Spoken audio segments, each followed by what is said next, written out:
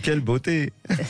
Alors, Christophe, vous êtes levé du bon pied, j'imagine? Bon pied et bon oeil, et d'autant plus que j'avais un rituel dès le matin. Je me suis dit, on reprend, on va faire la première avec Brigitte Lahaie. Quel bonheur. Voilà. Donc, évidemment que je me suis levé du bon pied, évidemment. Ceci dit, on commence déjà par partir d'un bon état d'esprit. Je dis souvent à mes stagiaires que la première heure de la journée est le gouvernail de leur journée. Et ce qu'on va faire dès qu'on est déjà dans son lit, les yeux ouverts, et la première heure de la journée, c'est hyper important. Parce que c'est ça qui va déterminer la journée. Alors, au cours de l'émission, peut-être qu'on va leur donner aux gens 5-6 clés, comme vous l'avez dit, pour changer d'état d'esprit ou avoir un état d'esprit positif. Et peut-être une potion magique à utiliser tous les jours, c'est là, sans modération.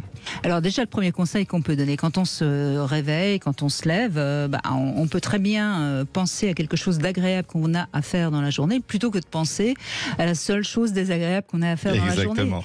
Moi, j'appelle ça les 3 chouettes du jour, Brigitte. Ouais. Se dire à voix haute, chouette. Par exemple, qu'est-ce que je me suis dit ce matin? Chouette, je fais l'émission en compagnie de Brigitte Lahaie à côté d'elle. Chouette, je déjeune avec mon amie Sandra. Chouette, je vais faire une balade dans la forêt, c'est un chouette aussi. Et tu te dis ça dès le réveil, tu te dis cette journée, elle part avec des bons moments à venir. Voilà.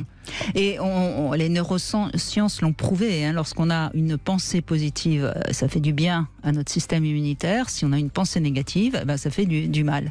Et alors, il y a autre chose qui est très important et qu'on oublie peut-être un peu, c'est le soir. C'est faire une sorte de nettoyage, vous savez, de retirer tout ce qui est de toxique. Comme on va nettoyer sa chambre. Oui, tout à fait. Et nettoyage toxique, et puis aussi, puisqu'on parle de la psychologie positive, vous avez parlé de la rentrée, c'est joli Brigitte, parce que qui parle de rentrée parle toujours de son âme d'enfant, parle toujours du fait qu'il y a quelque chose avec la rentrée qui a un parfum de rentrée scolaire. Je veux dire, ça nous rappelle que rentrée veut dire changement. Rentrée et changement ont une corrélation, parce que c'est généralement le moment où on passait d'une classe à une autre, on passait de CE1 à CE2, de CM2 en 6e, quand on ne déménageait pas, si les parents n'avaient pas décidé d'aller vivre ailleurs, alors là, carrément, on devait tout changer. En tout cas, peut-être que l'idée, et c'est la seconde clé qu'on pourrait donner dès le début de l'émission à vos auditeurs, c'est de dire que, et si je me disais, tiens, c'est la rentrée, et si je pratiquais une nouvelle activité, là, en cette rentrée 2023, ce que vous voulez, artistique, sportif, ce que vous voulez, mais quelque chose de nouveau. Vous le savez, Brigitte, c'est bon pour le cerveau, les neurosciences nous le disent, quelque chose de nouveau, que tu n'as encore jamais fait. C'est assez juste, oui, parce que les habitudes, c'est très bien, on en a besoin, hein, on est fait d'habitudes et on ne peut pas être tout le temps en train de changer les choses, mais une petite nouveauté, ça rebooste en quelque sorte. Et alors, comme on est quand même dans une émission où on parle beaucoup d'amour et de sexualité, déjà, trouver une petite nouveauté dans votre couple et pourquoi pas dans votre sexualité, une nouvelle position. C'est du nouveau, une nouvelle position. Une petite nouveauté. Faire l'amour ailleurs. Oui. Où on n'a jamais fait l'amour. Profitez-en, il fait encore un peu très beau. Où est-ce que vous n'avez encore jamais fait l'amour avec votre conjointe et votre conjoint? Et voilà, rentrée 2023, on teste ça. Pourquoi pas? Oui, mais c'est vrai que ce qui est valable pour soi, ce qui est valable dans la vie, c'est valable également dans le couple, puisque le couple, c'est aussi une entité. Moi, je dis toujours se lever de bonheur. Alors, on peut l'écrire en 2 mots, mais on peut l'écrire en 1 mot, évidemment. Se lever de bonheur. C'est-à-dire que je pense que dès le début de la journée, si tu te souris à la vie te va te sourire. Les êtres humains, ils se croient riches en temps. On est assez pauvres en temps, en fait. C'est assez court, une vie, hein. C'est pas très long, une vie. Donc chaque jour compte pour se sentir bien. Et si on n'est pas bien maintenant, je me rappelle mon prof Michel Serres à la Sorbonne, il disait toujours le mot maintenant est un très beau mot parce que ça veut dire en tenant par la main. Maintenant, c'est le présent qui compte. Et donc chaque matin, je sais pas aussi par exemple une petite activité sportive de 5 minutes le matin, la première heure de la journée. Moi je fais faire à mes stagiaires le brain gym, vous savez ça s'appelle le gym cerveau, ça réveille le cerveau. C'est des petits mouvements comme ça, alors c'est très à la mode un peu partout dans le monde et ça fait du bien parce que évidemment qu'il faut s'activer le corps aussi le matin. Et oui, le corps, la tête et le cœur, bien sûr. Et si on essaye de prendre soin des 3, a priori, tout devrait aller bien. Et puis j'ai eu envie aussi dans l'introduction d'évoquer les épreuves, parce que on en rencontre tous, et peut-être qu'en ce moment il y a des personnes qui sont dans une épreuve. Et là aussi, il y a une manière positive. Ça peut paraître contradictoire d'affronter une épreuve de manière positive, mais oui, parce que très souvent, quand on est dans une épreuve, on va essayer de résister sur des choses où, au contraire, il faut lâcher. On va en vouloir à la terre entière, trouver ça injuste. Enfin, tout ça, c'est des éléments qui sont très négatifs et qui, finalement, nous font du mal. Et pour bien vivre une épreuve, il faut aussi trouver des éléments positifs. C'est tellement juste que vous avez parlé de l'état d'esprit, Brigitte. Or, toutes les recherches, et je pense notamment à cette grande dame que j'invite tout le monde à découvrir, qui s'appelle Carol Dweck, la grande chercheuse à Stanford, qui depuis 40 ans a compris qu'il y avait, grâce à ses recherches, 2 familles d'état d'esprit chez les êtres humains. Les gens dits en état d'esprit fixe et les gens dits en état d'esprit en développement. On appelle ça en anglais growth mindset, en croissance. Et suivant, quand tu as un événement dur, un coup dur, comme vous venez de le développer, Brigitte, évidemment, les états d'esprit en croissance, vous en faites partie, j'en fais partie, comprennent tout de suite que ce n'est qu'une traversée. Et donc, comme c'est une traversée, ça va changer. Tandis que l'état d'esprit fixe, il y a beaucoup d'êtres humains en état d'esprit fixe, ils vont avoir plus de mal, Brigitte, lorsqu'il y a un coup dur. Parce qu'ils sont là, je suis nul, ah mince, ça va pas. Oui, c'est-à-dire que ça sera plus jamais comme avant, et ça les déprime terriblement. Alors que une rupture amoureuse, par exemple, oui, c'est une rupture amoureuse, ce ne sera jamais plus comme avant, mais en même temps, il peut y avoir d'autres choses, et finalement peut-être encore mieux que ce qu'on avait. Mais ça, c'est un état d'esprit, évidemment, qu'on a ou qu'on n'a pas, et peut-être que si on n'a pas cet esprit-là, c'est le moment d'appeler. Appelez-nous. On va essayer de voir comment on peut aider la personne justement à lâcher un petit peu ce besoin de contrôle, parce qu'en fait, un esprit fixe. C'est souvent quelqu'un qui a besoin de contrôler. Tout à fait. Et contrôler, c'est l'opposé du lâcher prise, comme je l'ai dit. Que personne ne se méprenne. On peut réussir sa vie, traverser les épreuves avec un état d'esprit fixe. On dit de John McEnroe, par exemple, qu'il avait un état d'esprit fixe. Ce qui veut dire que d'ailleurs, il supportait nettement moins les défaites qu'un état d'esprit en mouvement comme d'autres tennisman. Je dis ça parce que j'adore le tennis. T'as de grands champions qui sont fixed mindset, état d'esprit fixe, mais ils prennent plus cher, excusez-moi l'expression triviale, lorsqu'il y a un coup dur. Oui, et lors d'un coup dur, ils n'ont qu'une idée, c'est se venger ou réussir ceux qui viennent de rater. Oui, parce que comme vous l'avez dit, c'est ça, vous l'avez dit, ils se sentent diminués. Ils sentent comme s'ils ne retrouveraient pas ce qu'ils sont, ce qui est faux. Vous l'avez dit fort justement, c'est l'enrichissement est là. C'est pour ça que vous et moi on adore cette phrase de Mandela. J'ai le droit à 2-3 encore, c'est mon quota. Je ne perds jamais, soit je gagne, soit j'apprends. Quand tu as un coup dur, eh bien à terme tu vas apprendre. Tu apprends de tes coups durs. Parfois même, tout le monde le dit, et c'est un truisme maintenant, on apprend plus de nos coups durs que des moments joyeux. Donc voilà, notre coup dur va faire qu'on va grandir. Eh bien justement, si vous avez du mal à grandir ou si au contraire vous savez grandir, venez témoigner, venez nous raconter ce qui vous est arrivé, comment vous l'avez vécu, traversé au 0826 300 300. C'est Delphine qu'on va retrouver dans un instant. Sud Radio. Sud Radio. Parlons vrai. Parlons vrai. Sud Radio. Parlons vrai. Dès le 4 septembre, Sud Radio, la radio de la Coupe du Monde de rugby, vous offre un trésor inestimable. Le maillot officiel du 15 de France, dédicacé par les joueurs eux-mêmes. Tentez de remporter ce cadeau exclusif sur l'ensemble des réseaux sociaux de Sud Radio Rugby et sur sudradio.fr. Connectez-vous sur les réseaux sociaux, partagez avec vos amis en utilisant le hashtag Sud Radio Rugby 15 de France et soyez prêts pour le grand tirage au sort. Du 4 au 11 septembre, restez connectés et découvrez qui repartira avec ce trésor unique, le maillot officiel du 15 de France dédicacé par les joueurs. Bonne chance. Sud Radio, la radio de la Coupe du Monde de rugby. Moi, ça me rend joyeuse. La dernière fois, je suis revenue au bureau après un don de sang et il y a un collègue qui m'a dit « Mais t'es tout sourire, Sarah, aujourd'hui ?» C'est ça. À chaque fois que je donne, en plus d'être fière de moi, je me sens vraiment bien. On a tous une raison de donner son sang ou son plasma. Rendez-vous sur le site de l'Établissement français du sang. Qu'est-ce que l'APER fabrique encore ? Du 24 août au 25 septembre chez l'APER, c'est le mois pour longtemps et pour moins cher. Et c'est un mois qui porte très bien son nom. Par exemple, pour ses portes d'entrée sur mesure en aluminium, serrure 6 points, garantie 15 ans, l'APER vous fait la pose pour 1 € seulement. Et des enseignes qui peuvent vous poser une porte d'entrée à ce prix-là, vous en connaissez combien ? L'APER. Il n'y en a pas deux. Conditions sur laper.fr. Ça, c'est tout moi. À chaque rentrée, pour pas exploser mon budget, je compare tout. 10% de X-2 divisé par 7. Mais quand je vois qu'SFR sélectionne pour moi des smartphones Honor à petit prix, là, c'est... Eureka! Eh oui, vous avez tout bon. Pendant la rentrée chez SFR, profitez de jusqu'à 100 € de remise sur le Honor 90 Lite 5G avec un forfait sans engagement. Appelez le 1090, service appel gratuit. SFR, soyez vous. Offre soumise à conditions, valable jusqu'au 25 septembre, réservée aux clients SFR. 5G sous réserve de couverture. Sud Radio Béziers. 102.6. Sud Radio. Leclerc. Ce matin, j'ouvre le placard et je trouve le paquet de céréales Trésor vide. Bah, ça, c'est encore tes enfants. Mais regarde, pour l'achat d'un paquet de Trésor de 750 grammes, il y a 60% de réduction sur le deuxième. Choco au lait, choco roulette, choco noisette. Alors j'en rachète. Moins 60% sur le deuxième, je te dis. Ah bah si tu me prends par les sentiments. Tout ce qui compte pour vous existe à prix Leclerc. Du 29 août au 9 septembre, modalité magasin et drive participants sur www.e.leclerc. Pour votre santé, limitez les aliments gras, salés et sucrés. Gère tout dans la maison. Gère tout ce que je veux. Avec un bouquet de solutions, moi je vois la vie en mieux. Pour le ménage, le repassage, l'aide aux seniors, la garde d'enfants, le soutien scolaire ou le jardinage, exigez les compétences d'un expert. Faites confiance à de vrais pros et retrouvez-les sur o2.fr. Et moi je vois la vie en mieux. 14h-16h, Brigitte Lahaie, Sud Radio. En compagnie de Christophe Médici, psychosociologue, fondateur de la méthode haute qualité relationnelle.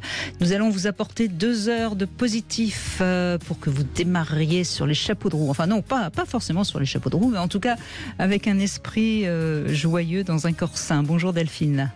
Oui, bonjour Brigitte, bonjour Christophe. Bonjour Delphine. Alors, vous avez connu un été pas très drôle. Non, pas très drôle. C'était... moi, je suis native du Nord et j'habite dans le Sud. Donc, tous les étés, j'ai tous les copains du Nord qui viennent. On fait souvent une grosse fiesta. Et j'ai ma meilleure amie avec qui on s'est pas vraiment pris la tête. C'est par rapport à nos enfants. On a 2 filles à peu près du même âge. Oui. Et on a un froid par rapport à nos enfants. Et ça fait plus de 37 ans qu'on se connaît, donc c'est assez douloureux.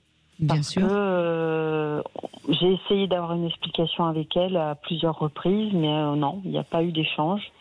Elle reste sur sa position parce que j'ai frustré sa fille, je pense. Et voilà quoi, donc c'est très douloureux. Elle était chez vous avec sa fille, hein, c'est bien ça? Oui, oui. Et en fait, sa fille a connu un petit copain ici dans ma région. Donc elle est venue plusieurs fois voir son petit copain. Et cet été, on a fait une grande fête et son copain, les jeunes devaient dormir dans des tentes dehors. Et puis ce petit jeune de 17 ans ne voulait pas dormir dans une tente. Donc moi j'étais quand même très fatiguée parce qu'on avait 80 personnes à la maison, j'avais 33 personnes que j'ai nourries, logées pendant plus d'1 semaine. Donc c'est une grosse gestion.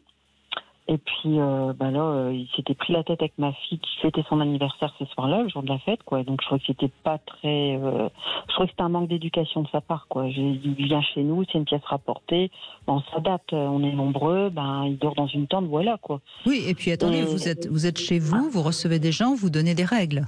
Voilà. Et puis il y a rien à, enfin je veux dire, il y a rien à dire. On peut pas non plus, sinon ça s'appelle l'anarchie. Et donc, moi, je suis pas très diplomate surtout quand je suis en colère et fatiguée.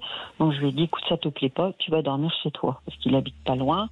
Donc voilà quoi. Et bon, mon ami l'a très mal pris. Et donc, il y a un froid quoi. Depuis, il y a un froid et c'est vrai que c'est douloureux.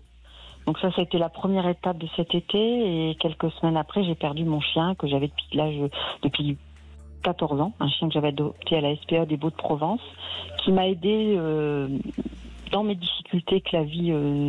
c'est un être cher que vous perdez. Et donc ça a fait un grand vide. Bon, heureusement, j'avais pris un autre chien qui s'est un peu... Je l'avais pris jeune pour qu'il soit un peu comme lui, comme mon Hadox. Et heureusement, parce que je me suis dit, dans la maison, ça serait vraiment très vite sans lui. Et c'est toute une histoire, quoi. Ça fait partie d'une histoire de ma vie. Il m'a aidé à passer plusieurs étapes. Bon, je suis encore très émue, hein. Donc, je l'ai enterré au fond de mon jardin. Tous les matins, je vais le voir. Donc, il y a le deuil qui doit se faire. Je suis obligée de rappeler la loi, même si je comprends tout à fait, on n'a pas le droit, normalement, d'enterrer son animal familier dans son jardin. Mais voilà, je suis là pour rappeler la loi, malheureusement. Bref, vous savez, Delphine, je crois que c'est 2 choses qui sont différentes, mais qui en même temps touchent la même corde émotionnelle. C'est pour ça que ça rajoute, si je puis dire, de la douleur. Mais je crois qu'il concernant votre amie, sans doute que votre réaction a dû toucher une blessure personnelle chez elle. Et c'est pour ça qu'elle a réagi de manière aussi violente. Et quand ça touche une blessure personnelle qu'on n'est pas capable de comprendre parce qu'on n'a pas fait encore ce travail-là, eh bien, on ne peut pas être raisonnable. On ne peut pas analyser les choses de manière raisonnable. Et c'est pour ça que ça a créé ce conflit qui, pour l'instant, n'est pas résolu. Delphine, je crois que Brigitte autant que moi, que vous tenez beaucoup à cette relation avec cette amie, n'est-ce pas ? Ah ben, Quel est son prénom ? Vous voulez... Oui, Caroline. Alors, l'idée, c'est une amitié. Et une amitié, on le sait, Brigitte et moi, d'ailleurs, nous sommes amis aussi, et ça a du prix. C'est précieux, une amitié, vous savez. C'est tout aussi précieux qu'un amour.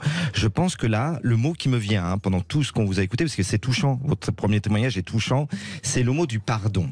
Vous entendez dans quel sens je l'entends ? Soit vous estimez, vous nous l'avez un petit peu dit en filigrane, que vous y êtes allé peut-être un peu trop aussi quand même. Vous voyez ce que je veux dire, en prenant pas assez de gants. Et que donc à terme, je dis bien à terme, peut-être que vous devrez avec Caroline lui demander pardon à votre façon, mais que elle aussi. Oui, je l'ai fait. Ah, mais vous l'avez déjà fait, vous ne nous l'avez pas dit, vous voyez. Et elle aussi, dans son éloignement, elle trouve à un moment donné de pardonner à. Vous entendez ce que je veux dire ? De pardonner à Delphine. Ah, vous l'avez fait ? Bah, dites-nous. Ah oui, le lendemain, tout de suite, je lui ai écrit en lui disant que je l'aimais, quoi, que pour elle, c'est ma meilleure amie. C'est comme une sœur, c'est ma sœur. Et que bon, c'est des histoires de gamins, quoi. Je dis, moi, nos filles, elles se prennent la tête, mais dans un mois, ça va être fini avec leurs copains, ils vont se rappeler en pleurs. Oui. Et voilà. Nous, on n'a rien eu entre nous deux, quoi. Ça, c'est pas un problème entre. Non, mais c'est votre raisonnement, mais ça a touché quelque chose qui parle d'elle, Delphine, pour qu'elle ait réagi. Ses enfants, c'est tout. Oui, elle ne veut mais pas frustrer ses enfants. Certes, mais est-ce qu'elle a tendance à justement à leur laisser faire tout et n'importe quoi ? Oui. Donc ça touche votre différence d'éducation et ça touche certainement sa propre histoire éducative qu'elle a eue de ses parents. Oui. Après, moi, je suis quelqu'un de très positif, donc je me dis toujours, il y a une blessure, il faut laisser faire le temps. On s'est écrit, on s'est appelé, on sent que c'est froid, mais bon, voilà, je me dis, il n'y a que le temps qui pourra, pour moi, guérir cette blessure. Ou en tout cas, réagir à chaud, là, pour l'instant, c'est pas forcément la bonne idée. Vous avez raison. Maintenant, ça va dépendre de comment elle réagit, elle, par rapport à elle-même. Je dis bien même pas par rapport à vous. C'est-à-dire que si elle n'accepte pas de se remettre en question, ça risque quand même d'être compliqué. Parce que qu'est-ce qui se passe ? Il se passe que chaque fois qu'elle va revenir avec ses enfants chez vous, ça risque de reposer des problèmes. Oui. Oui, mais bon, est-ce qu'elle est un peu psychorigide sur ces sujets-là, Delphine ? Ce qui m'a étonnée, c'est ça, c'est qu'il n'y a pas eu de dialogue, quoi. Enfin, je vais à plusieurs reprises, j'ai essayé d'en parler avec elle, mais il n'y a pas d'échange, quoi. Il n'y a pas de partage. Je lui ai dit, moi, j'essaye de me comprendre. Ça aurait été moi qui serais venue chez toi où tu avais plus de 80 personnes. On doit dormir, c'est un peu camping. Et puis, j'ai une pièce rapportée, le copain de ma fille, puis qui commence à faire un scandale parce qu'il ne veut pas dormir dans une tente. Non, mais pour l'instant, elle n'est pas. Delphine, pour l'instant, elle n'est pas apte à vous comprendre. Il faut qu'elle soit apte à se comprendre déjà. Et ça, c'est malheureusement pas vous qui pouvez lui expliquer. En tout cas, pas de manière frontale. Et si ça s'est posé là, il y a de fortes chances que ça se repose l'année prochaine parce qu'il y a quelque chose qui a à discuter quand même sérieusement. Est-ce que socialement elle est moins gâtée que vous ? Oui. Alors, Brigitte pose la question parce que je l'ai dans la tête aussi. Vous savez, dans les amitiés. Je pense qu'il y a de l'envie. Parce que dans les amitiés, vous savez, la vraie amitié, Delphine, elle est horizontale. C'est je plus, tu plus. Il n'y en a pas un qui se sent supérieur ou inférieur à l'autre. Est-ce qu'elle aurait un petit complexe d'infériorité par moment vis-à-vis de vous, Caroline ? Moi, je ne l'ai jamais senti. Non, mais moi-même, je n'ai jamais senti. Oui, mais comme Brigitte vous le dit, il y a de l'envie, peut-être socialement ou réussite dans la vie, je ne sais pas. Vous voyez ? Je pense qu'il faut que vous arriviez à comprendre que ce qui s'est passé, qui est énorme par rapport à une amitié de 37 ans, ça traduit quelque chose en sous-texte. Ça veut dire que je pense que dans votre relation, elle se sent diminuée, elle sent. Enfin bon, il y a quelque chose de cet ordre-là. Alors je ne peux pas vous en dire plus parce qu'il faudrait que je l'écoute elle pour pouvoir vous en dire plus. Mais en tout cas, intuitivement, moi, ce que je crois, c'est que quelque part, si vous ne voulez pas perdre cette amie, il va falloir que vous preniez sur vous et que vous acceptiez qu'elle soit par moments un petit peu pénible. Et alors, est-ce que vous avez... Je voulais profiter, Brigitte, pour vous remercier. Je vous en prie. Alors, ça tombe aussi dans le thème de l'émission. Je vous ai contacté il y a quelques années parce que j'étais en froid avec ma petite sœur. Oui. Et donc je ne voyais plus mes parents. Et je vous en avais parlé et vous m'aviez dit ah non Delphine, il ne faut pas vous priver de vos parents, c'est tellement important. Parce que je souffrais surtout de ne pas voir mon papa. Bon, il y a la région, mes parents sont restés dans le nord, mais voilà, j'appelais plus mes parents autant, je les voyais plus. Et vous m'aviez dit non, il faut pas. C'est tellement important, la relation avec vos parents, ils sont pas éternels. Et puis, les années ont passé, avec ma sœur, on a renoué. Et c'est pour ça que je me dis, bon, j'ai vécu ce côté négatif cet été, mais dans du négatif, il y a toujours une histoire positive. Cette année, ma sœur, mes parents, mon petit frère sont tous venus aussi en vacances chez moi et j'ai jamais vu mes parents aussi heureux d'avoir leurs enfants, leurs petits-enfants. Et là, j'ai pensé à vous. Merci. Parce qu'on avait eu une émission et on en avait parlé. Oui. Vous êtes ému. Vous êtes ému. Oui. Bon, écoutez, on vous laisse vous reprendre vos esprits. On vous retrouve dans un instant. On va en profiter pour faire une petite pause, Delphine. 14h-16h, Brigitte Lahaie, Sud Radio. En compagnie de Christophe Médici, fondateur de la méthode haute qualité relationnelle. Et c'est vrai que la haute qualité relationnelle, elle est valable en amour et en amitié. Et c'est vrai qu'en amitié, malheureusement, parfois aussi, on est obligé de se rendre compte qu'il y a des choses qui ne sont plus tout à fait en haute qualité relationnelle. Delphine, donc vous avez finalement passé d'excellentes vacances dans le sens familial, si j'ai bien compris. Oui. Peut-être aussi que ça vous a un peu éloigné de cette amie, le fait d'être très proche de votre famille. Et elle n'a pas peut-être trouvé tout à fait sa place, ça peut jouer ça aussi. Ensuite, peut-être qu'elle n'a pas complètement non plus compris ce que ça peut être pour vous de perdre un animal. Vous voyez, il y a peut-être eu des tensions. Et à un moment donné, il y a quelque chose qui explose et qui n'est peut-être pas forcément tout à fait la vraie cause. Vous voyez ce que je veux dire ? Oui, oui. Oui, il y a eu ça. Il y a eu pendant que nous étions, parce que je suis partie en vacances avec mon ami. On est parti une semaine au camping. On avait pris nos enfants. Donc l'ambiance au début entre les filles, c'était pas facile, mais après ça s'est bien passé. Ma fille est rentrée avant. Et quand elle est rentrée dans le Vaucluse, elle a eu un accident de voiture avec un ami. Bon, heureusement, ils n'ont pas été blessés, mais c'était quand même un accident assez grave. Mais ce qui m'a choquée, c'est que mon amie, c'est sa marraine, et elle n'a même pas envoyé un message ni appelé ma fille. Donc ça aussi, ça a été une déception. Oui, donc vous voyez bien que quelque part, elle prend un peu de distance et l'amitié, elle est petit peu ça se fait pas, ça, enfin, écornée. Delphine. Une amitié, ça a des devoirs, comme en amour. Oui. Ça ne se fait pas. Enfin, vous savez, au nom de l'ami, on en parlait en off avec Brigitte pendant les pauses. Je pense, et donc je le dis à tous les auditeurs, l'amitié, c'est un talent. Voilà. Et on peut dire qu'il y a des gens qui ont le talent de nourrir des amitiés. On le voit bien d'ailleurs, Brigitte me le disait aussi en aparté, tu as des gens qui ont beaucoup d'amis, qui savent se faire des amis. D'autres, ils n'ont pas ce talent-là. Et combien de gens autour de vous disent « Oh, moi, j'ai pas d'amis. » Alors, tu as envie de dire « Oui, moi, je veux pas d'amis. » Celui qui veut pas d'amis, souvent, on se demande si c'est pas les autres qui le veulent pas. Vous voyez ce que je veux dire ? Il y a des gens qui ont le talent de l'amitié, d'autres qui l'ont moins, Delphine. Et puis, une deuxième chose que j'ai envie de vous dire, c'est que comme tout dans la vie, une relation, ça a une durée de vie. Et comme disait mon ex-prof Jacques Salomé, qui a le courage d'un au revoir se donne la chance d'un bonjour. C'est-à-dire que parfois, même les amitiés, c'est comme les étoiles, ça meurt. Je sais pas comment ça vous fait réagir, ça. Oui, j'y ai pensé à ça, et après c'est triste. voilà, je me dis, c'est triste. Ah bah ce serait un deuil à faire, peut-être plus douloureux qu'un deuil amoureux, bien sûr. Mais à quoi ça sert de rester amis avec quelqu'un qui nous veut pas du bien, quoi? Je veux dire, il faut aussi voir les choses telles qu'elles sont, ou quelqu'un qui ne nous comprend pas. En amitié, on peut se livrer totalement et être tel qu'on est. C'est la différence avec l'amour. L'amitié, ça sert à ça. Donc si votre ami tout d'un coup n'accepte pas votre manière de fonctionner, on se demande en quoi cette amitié peut continuer. Ouais. Voilà, écoutez, prenez le temps de réfléchir. De toute façon, moi ce que je vous conseille, c'est de laisser passer encore 15 jours, 3 semaines, de lui renvoyer un petit mot, voir comment elle réagit, et puis en fonction de comment elle réagit, vous serez assez fixé. Oui.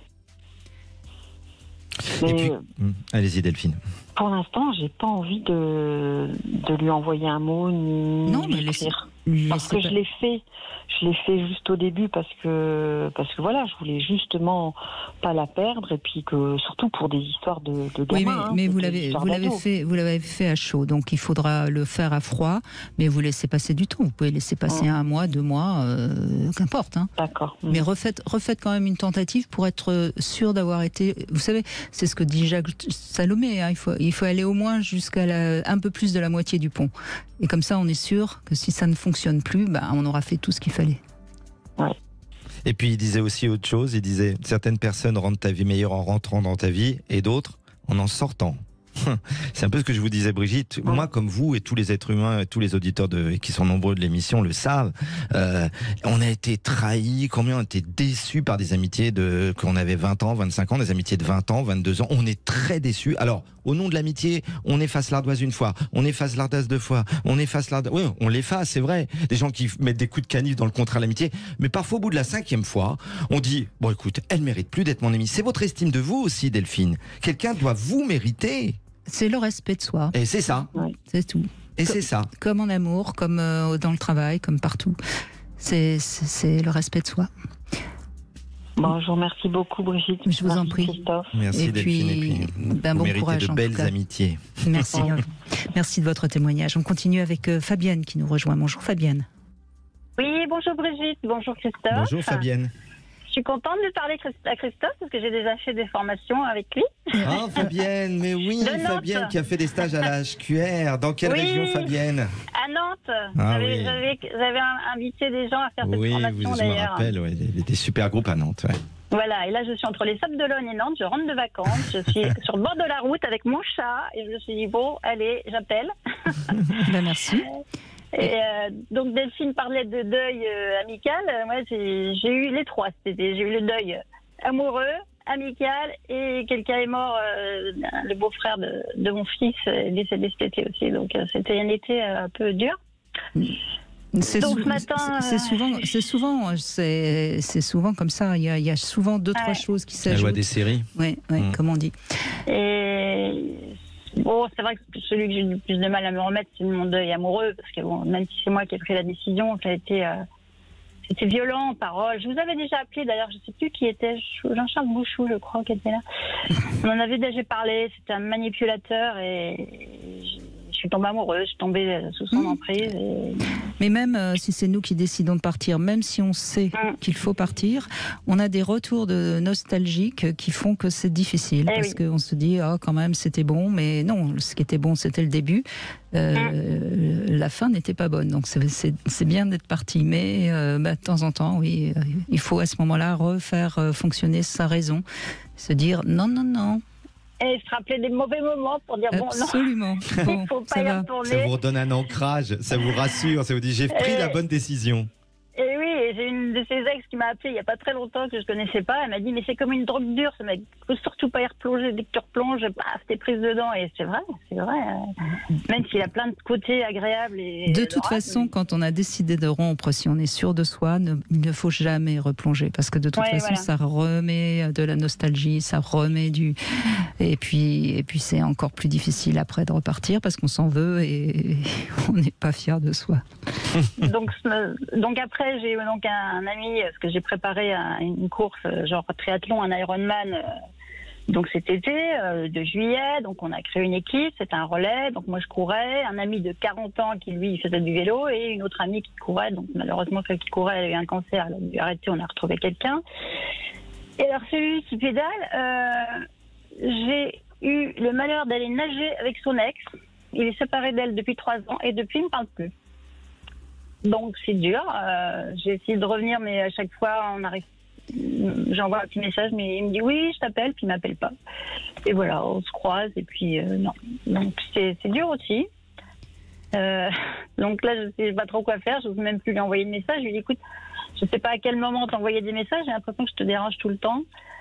Et voilà, il trouve toujours l'excuse, ah oui, mais c'est mon père, je l'ai fait hospitaliser, alors que ça fait 2 mois que son père est malade. Mais bon. Bah, vous avez certainement touché quelque chose de difficile pour cette personne et elle vous en veut, c'est tout. Après, oui. Est-ce qu'elle est vexée? Est-ce que c'est Il fallait pas que je lui en parle, il fallait pas que je lui dise que j'avais nagé avec son ami. Bah, je dis, écoute, il s'est senti trahi, Fabienne. Oui. Ce qui n'est pas du tout le cas. Hein. C'est tout le problème entre les êtres humains dans une relation. On est co-auteur, co-scénariste, mais ce qu'on vit ensemble, on ne le vit pas de la même façon parce que dans nos têtes, on pense pas, on sent pas et on ressent pas la même chose. Et c'est tout le problème du problème des gens qui se sentent trahis ou de se sentent pas respectés, alors que parfois, ils ne savent pas du tout ce qui s'est passé. Je suppose que vous voyez pas mal à nager avec son ex. Lorsqu'on se sépare, on va pas se fâcher avec les deux, quoi. Moi, je suis pas fâchée avec elle. Ah bah oui, mais il faut choisir. Et en plus, elle habite à Paris, donc je l'ai vue qu'une fois depuis qu'ils sont séparés. Oui, mais il y a des gens qui considèrent qu'une fois qu'ils sont séparés, nos amis ne doivent plus aller voir cette personne. Oui. C'est incroyable. C'est incroyable. Alors, vous pouvez vous excuser et dire que vous n'imaginiez pas que ça pouvait lui donner ce sentiment de trahison. C'est tout. Voilà, je lui dis écoute, je suis désolée. Mais s'il veut pas vous pardonner, c'est lui qui. Qu'est-ce que vous voulez que je vous dise, hein? C'est lui qui. Oui, voilà. Donc. À un moment. Tu peux pas faire le pas pour l'autre. Donc moi je fais du yoga, de la méditation. Ce matin j'ai fait du yoga, le thème c'était le pardon justement. Donc je me suis dit je vais me pardonner à moi-même déjà. Et puis, vous avez rien à vous pardonner, vous l'avez pas fait exprès. Non, mais... vous savez, je crois qu'il faut vraiment faire la différence. Quand on fait du mal à quelqu'un sans l'avoir fait exprès, on n'a pas à se pardonner. On a éventuellement à s'excuser, mais on n'a pas à se pardonner. Après, si on fait volontairement du mal à quelqu'un, bon, ça c'est autre chose. Non, je pensais vraiment pas faire du mal. Donc vous n'avez rien à vous pardonner. Et je lui ai même dit, j'ai anticipé parce que c'est dans une petite ville, les Sables d'Olonne, je me suis dit ça se trouve quelqu'un va te rencontrer, te dire tiens j'ai vu Fabienne et je vais pas donner son prénom nager, et je me suis dit je voulais anticiper pour pas que tu penses que je te l'avais caché, c'est tout. Voilà, mais il n'y avait rien de... Donc j'ai pas compris, je me suis dit c'est vraiment un truc de gaminerie de 15 ans, quoi. C'est bizarre cette histoire. Et bon, maintenant, je me dis, comme disait Christophe tout à l'heure, il y a des gens, il faut couper, et puis peut-être que c'est le moment de couper avec lui, et puis voilà. Oui, tout a une durée. Tout a une durée. Voilà. Comme vous, j'ai été déçu par des amis que je considérais comme les meilleurs amis du monde, au bout de 20 ans, 25 ans.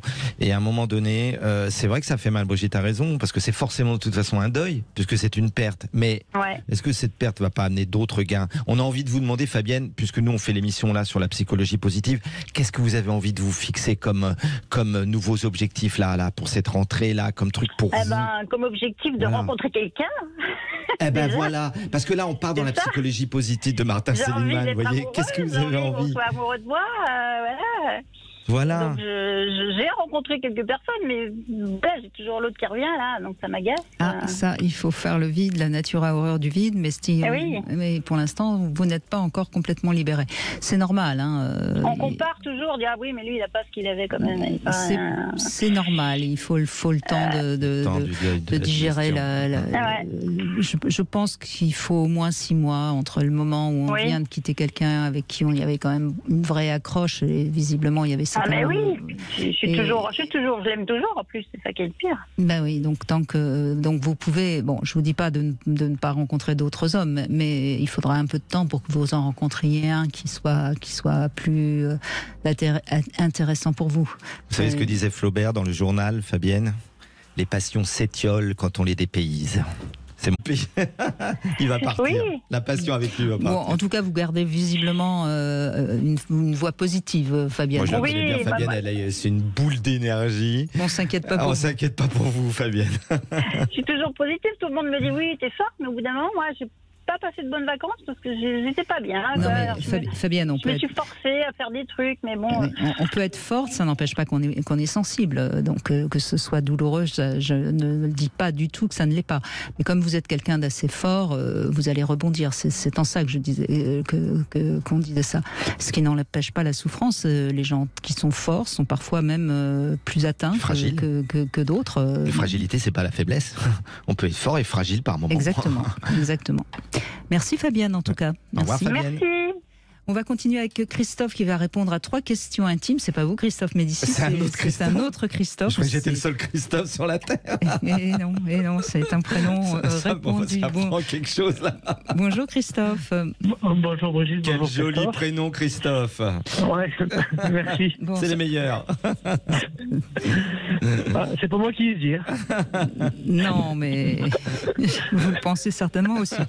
Enfin, je sais pas, parce que peut-être que vous n'aimez pas votre prénom. Tout le monde n'aime pas son prénom. Hein. C'est vrai. Ça dépend. En tout cas, 3 questions intimes. La première, Christophe, quel a été votre plus beau souvenir sexuel cet été? Cet été? Oui, comme ça, c'est pas trop compliqué. Un souvenir dans un mobil-homme, on va dire. Pardon?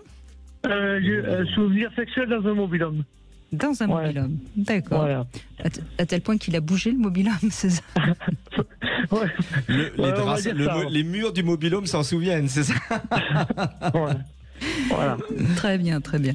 Deuxième question. Quel serait l'endroit, à part le mobil-home, où vous aimeriez avoir une relation sexuelle et que vous n'avez pas encore pu là, c'est pas facile. On en parlait en début d'émission. Ouais, non, mais je m'excuse, au début, je savais pas vraiment. Un endroit insolite pour vous. Insolite. Ouais. Ça serait derrière une cascade. Derrière une cascade. Pas mal. C'est pas mal, ça. C'est hyper original. Ah, bravo. Parce que des insolites, j'avais fait pas mal. C'est pour ça que j'essayais de trouver un truc que j'avais pas fait. D'accord. Voilà. Vous avez déjà été dans beaucoup d'endroits. D'accord. Ouais. Et dernière question. Quel est le mot que vous préférez entendre d'une femme quand c'est une femme que vous aimez?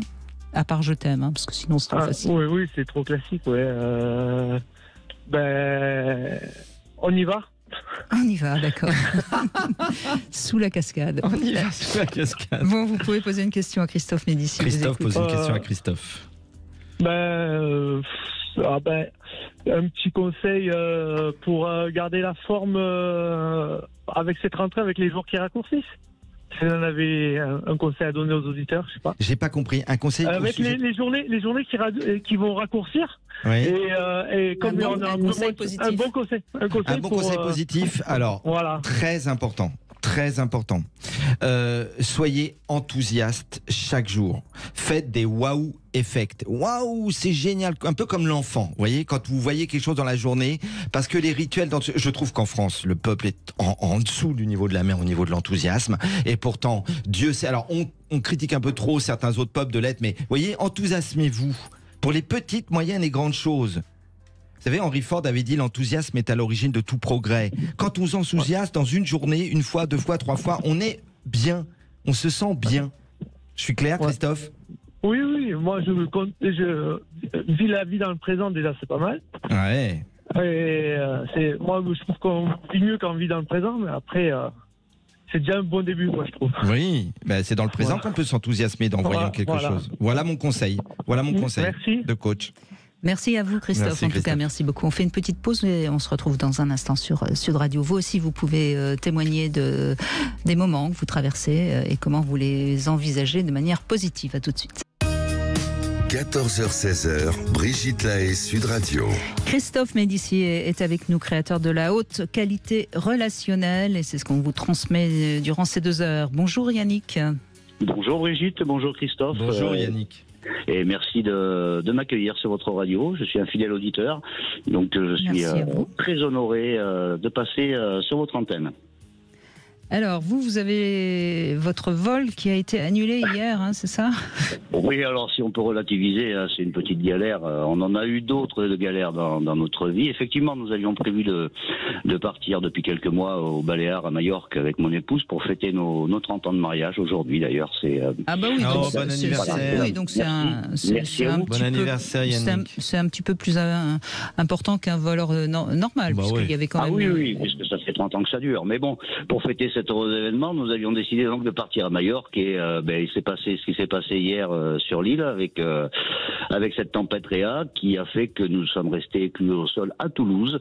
Donc voilà, nous n'avons pas pu prendre le vol. Alors effectivement, bon, c'est des vacances un peu gâchées, mais si tout se passe bien, on décolle ce soir à 19h50. Donc je pense qu'on va pouvoir quand même en profiter malgré les dégâts qu'il y a eu. Mais le côté positif, c'est de se dire que on aurait pu être effectivement dans les airs, pris dans cette tempête, et on pourrait peut-être pas vous parler aujourd'hui. Donc je pense qu'il faut relativiser et trouver des choses positives dans tout le négatif qui peut nous arriver. Oui, bien sûr, vous auriez pu vous énerver, mais bon, de toute façon, c'est comme ça, et puis voilà, vous avez raison de le prendre bien, hein. De toute façon, il vaut mieux annuler le vol que de faire partir les passagers dans des conditions dangereuses. Non, surtout quand on a vu l'état de Majorque hier, vous avez bien fait de rester, quoi. Je veux dire, vous avez vu ce qu'il y a, Yannick, je veux dire, c'était dantesque. C'était dantesque, je veux dire. On est à 1 heure de route de Toulouse, donc on a pu rentrer tranquillement à la maison et on va repartir ce soir sur Toulouse. Après, voilà, dans notre vie, il nous est arrivé d'autres galères, hein, qu'on a su aussi des problèmes plus importants, qu'on a su surmonter aussi. Ma femme a eu un cancer en 2011, donc on a toujours su un cancer du sein, toujours su prendre les choses du bon côté, c'est-à-dire que même dans le négatif, le pire du négatif, hein, parce que là, c'est quand même une maladie qui est grave, on a su quand même en tirer des enseignements et trouver du positif dedans. Beaucoup d'humour dans notre couple. Elle avait sa perruque, je l'appelais ma Brenda. Et voilà, c'était des choses qui ont fait que. Quand on sait mettre de l'humour dans des épreuves telles que le cancer, c'est qu'en général, oui, en effet, on a une capacité un peu plus forte que la moyenne, hein, parce que l'humour est une arme. Oui, c'est quand même une arme défensive, hein. Il faut quand même se méfier des gens qui prennent tout sous forme d'humour, hein, parce que peut-être qu'avec votre femme vous partagez cet humour-là, donc il n'y a pas de problème. Mais parfois on a des amis entre guillemets qui ne sont pas réellement toujours très malin, parce que nous traiter sous forme d'humour quelque chose de difficile qui nous arrive, c'est pas toujours comme ça qu'on a envie d'être. Je suis d'accord avec vous, Brigitte. Il y a humour et humour. Voilà. Il y a des gens qui utilisent l'humour pour la méchanceté, en fait, et pour passer des messages et des messages. Alors ça, c'est encore autre chose. Ouais. Mais parfois, l'humour dans les difficultés, c'est une manière de nier notre propre souffrance et notre propre difficulté à affronter la tristesse ou ce qu'il faut affronter malheureusement, quoi. Oui, tout à fait. Bon, après il y avait par rapport à la positivité qui est le thème de l'émission, déjà je pense que ça passe par l'acceptation de la situation, quelle que soit la situation. Absolument. C'est la première chose, mais c'est pas la première chose qu'on arrive forcément à faire, parce que là, on peut être en révolte, pourquoi ça m'arrive à moi, on peut être en colère, on peut être dévasté, mais en effet la première, là où on sait qu'on est vraiment en train de traverser l'épreuve, c'est parce qu'on accepte. Tout à fait, donc ça passe par plusieurs étapes, hein. D'abord l'acceptation qui est une grande étape, et ensuite ça permet, quels que soient les problèmes au quotidien, on a tous des soucis au quotidien, plus ou moins graves. Si on les accepte, déjà, je pense qu'on a fait un grand pas dans la réparation de ça. Ensuite, comme on dit, quand on a des soucis, vouloir, c'est chercher des solutions. Ne pas vouloir, c'est trouver des excuses. Donc, en restant positif, on arrive toujours, on essaye toujours de trouver des solutions. Oui, mais parfois, il n'y a pas vraiment de solution, si ce n'est la patience, l'acceptation. Tout à fait. Oui. Après, une belle preuve d'amour, parce qu'il n'y a pas d'amour, il n'y a que des preuves d'amour, comme dit le poète, n'est-ce pas Yannick, hein?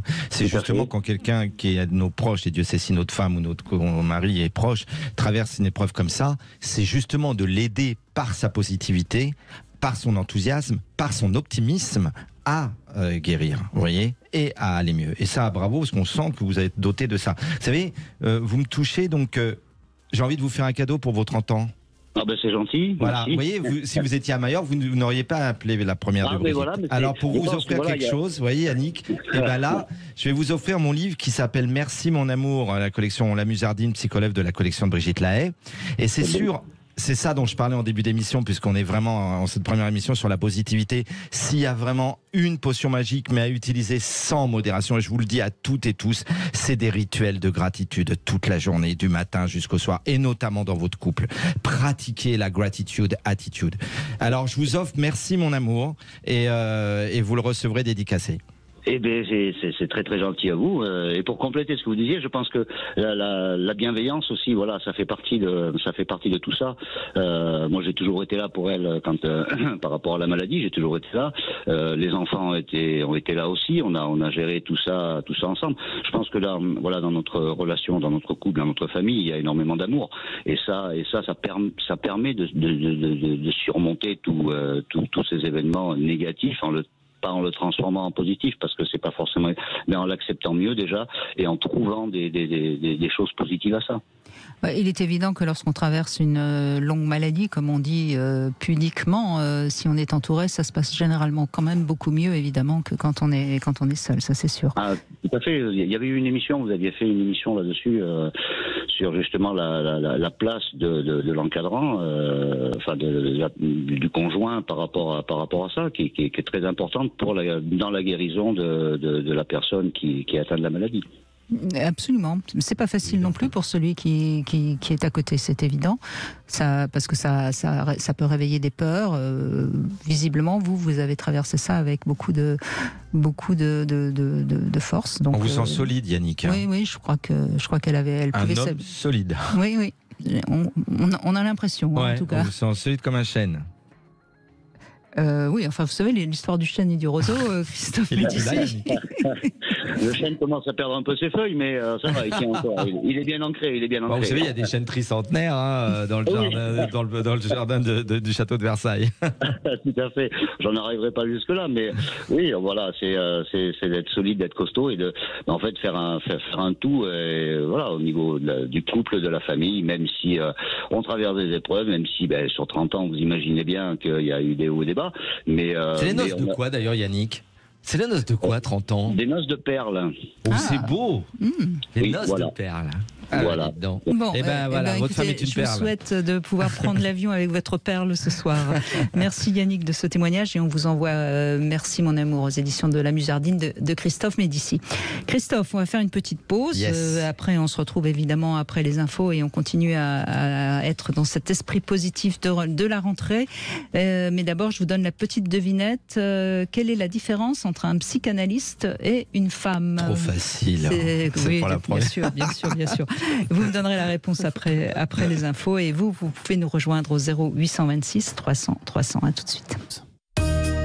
14h-16h, Brigitte Lahaye, Sud Radio. Et nous allons continuer durant cette deuxième heure à vous donner l'esprit positif en compagnie de Christophe Médicis qui est avec nous, créateur de la haute qualité relationnelle. C'est une méthode, et c'est une méthode si vous avez envie, si vous êtes justement comme Yannick près de Toulouse, vous pourrez participer à ce stage de 2 jours, le samedi 7 et le dimanche 8 octobre.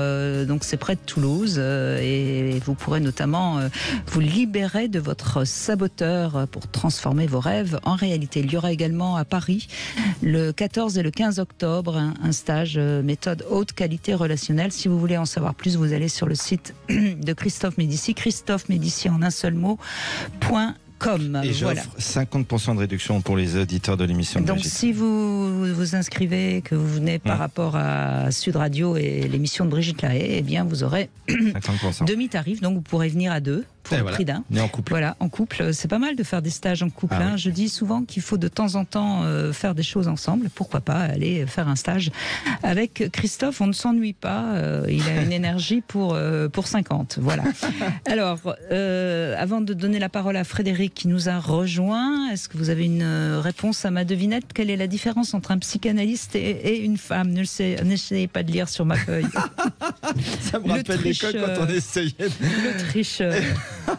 Moi, je me rappelle plus, je l'avais en tête tout à l'heure, mais là, j'ai oublié. C'est ça. Mais en fait, c'est simple. Les deux posent beaucoup de questions. Hein. Les femmes posent toujours beaucoup de questions, les psychanalystes aussi. Sauf que l'un pose beaucoup de questions pour beaucoup d'argent et la femme vous pose des questions pour rien. Voilà. Mais elle coûte parfois très cher. Elle coûte très cher quand même, ouais. Elle coûte certainement. Bonjour Frédéric. Bonjour Brigitte, bonjour Christophe. Bonjour Frédéric. Alors... oui, juste pour votre petite comme ça, il y a un humoriste qui avait dit j'ai donné beaucoup d'argent à un avocat pour critiquer ma femme, alors que ma mère le faisait très bien tout sans argent. Gratuitement, ouais. C'est pas mal non plus, c'est pas mal. Je me rappelle plus qui a dit ça. C'est toujours... François-Xavier de Maison. Ah, c'était de Maison, oui. Oui, c'est de Maison. Ouais. Eh oui, les belles-mères. Hein. Enfin, alors Frédéric, justement, vous êtes en plein changement, hein, c'est ça? Oui, en plein changement. Alors, une vie comme tout le monde, je pense. Enfin bon, j'ai eu quelques problèmes. Oui, il n'y a pas de vie qui voilà. se ressemble, Frédéric, franchement. Mais il y a eu au débat, je suis d'une nature un peu négative, pessimiste. C'est pour ça que j'ai beaucoup de mal à comprendre les gens qui arrivent à toujours être optimistes et voir toute la vie en rose. Donc, c'est-à-dire, qu'est-ce que vous entendez par une nature un peu pessimiste? C'est-à-dire, vous avez toujours en train de voir le truc qui ne va pas marcher, c'est ça? Plus souvent, oui. Plus souvent. Oui. J'ai peut-être un manque de confiance, peut-être. C'est peut-être une ça. Peur, hein. Vous savez, il y a des gens qui ont des peurs, qui ont plus peur que d'autres. Hein. La chance que vous avez, Frédéric, c'est qu'en France, le pessimiste passe pour quelqu'un de sérieux et de raisonnable, l'optimiste passe parfois pour un farfelu. En France, c'est pas mal d'être pessimiste, ça fait bien, vous voyez ce que je veux dire? Et on passe pour quelqu'un de sérieux quand on est pessimiste en France. Ouais. Alors que nous, on prône la force de l'optimisme de Martin Seligman. Tiens, un petit livre que vous pourriez lire, que j'invite tous les auditeurs à lire, c'est ça. Parce que l'optimisme, c'est bien. C'est bien, ça fait non, mais bien. Plus sérieusement, si vous avez tendance à avoir toujours un petit peu peur que ça fonctionne pas, ou qu'il y a un accident, ou qu'il y a des embouteillages, ou je ne sais quoi, c'est pas mal de le formuler à voix haute et de voir qu'au fond, ça serait pas très grave. Vous voyez ? C'est une manière de gérer, si je puis dire, parce que la peur, c'est une émotion, et je suis désolée, les émotions, on ne peut rien faire. Elles sont là, elles parlent de nous, et il faut les accepter. En revanche, on peut les analyser et on peut les gérer.